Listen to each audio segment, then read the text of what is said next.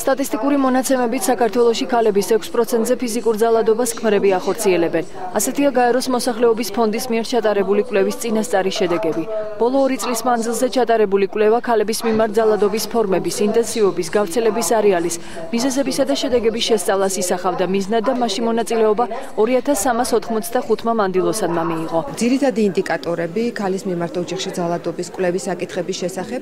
ეს არის მნიშვნელოვანი ინფორმაცია, რაც საფუძვლად დაედება სახელმწიფო პოლიტიკისა და პროგრამების შემუშავების პროცესს და ასევე მნიშვნელოვანი იქნება ყველა სხვა სახელმწიფო და არასახელმწიფო სექტორის წარმომადგენლებისათვის, რომლებიც მუშაობენ ამ სფეროში, იმისათვის, რომ პროგრამები ოჯახში ძალადობის დასაძლევად იყოს ეფექტური საქართველოში. ეს არის სახელმძღვანელო თითოეული იმ ადამიანისთვის, რომელიც ოჯახში ძალადობის წინააღმდეგ მიმართულ ქმედებებს ახორციელებს. მსგავსი კვლევა საქართველოში პირველად ჩატარდა.